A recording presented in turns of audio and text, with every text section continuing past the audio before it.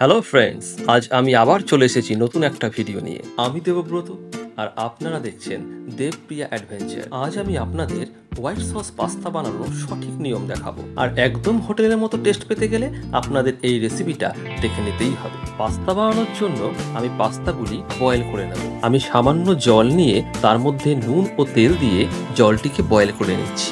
এখানে প্রত্যেকটা স্টেপই খুবই গুরুত্বপূর্ণ, তাই কোনোভাবেই ভিডিওটি স্কিপ না করে দেখবেন। এবার জল ফুটতে শুরু করলে এর মধ্যে পাস্তাগুলো দিয়ে 7 থেকে 8 মিনিট বয়েল করে নেব। ঠিক কোন সময় পাস্তাটা তুলে নিতে হবে দেখে নিন। পাস্তাটা যখন ছুরি দিয়ে কাটবেন খুব ইজিলি কেটে যাবে, তার মানে পাস্তাটি হয়ে গেছে। এরপর পাস্তাটা তুলে নিতে হবে। পাস্তা বয়েল করবার পর কোনোভাবেই ঠান্ডা জল দিয়ে ধোয়া চলবে না। ঠান্ডা জল দিয়ে ধুলেই পাস্তার টেস্ট একদমই চলে যাবে। এরপর বানিয়ে নেব হোয়াইট সস। হোয়াইট সস বানানোর জন্য আমি নিয়ে নিয়েছি বাটার। বাটারটি মেল্ট হয়ে গেলে আমি এতে দিয়ে দেব ময়দা। সম্পূর্ণ রেস্টুরেন্টের মতো টেস্ট আনতে গেলে বাটার আর ময়দার পরিমাণ নিতে হবে সমান।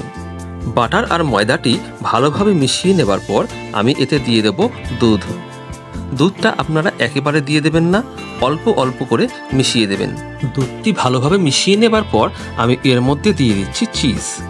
আমি এখানে আমুল চিজ ব্যবহার করেছি। দেখুন, এবার আমার হোয়াইট সসটি একদম রেডি। আমি এই রেসিপিটির মধ্যে কিছু ভেজিটেবল অ্যাড করে নিতে চাই। সেই ভেজিটেবলটি করে নেবার জন্য আমি একটি কড়াইতে নিয়ে নিয়েছি অল্প তেল ও অল্প বাটার। এবার একটু মেল্ট হয়ে গেলেই এর মধ্যে দিয়ে দেব পেঁয়াজ ও গাজর। এবার পেঁয়াজ ও গাজরটি ভাজা হয়ে গেলেই এর মধ্যে দিয়ে দেব অল্প রসুন। এবার একটু নাড়াচাড়া করবার পর এতে দিয়ে দেব ক্যাপসিকাম।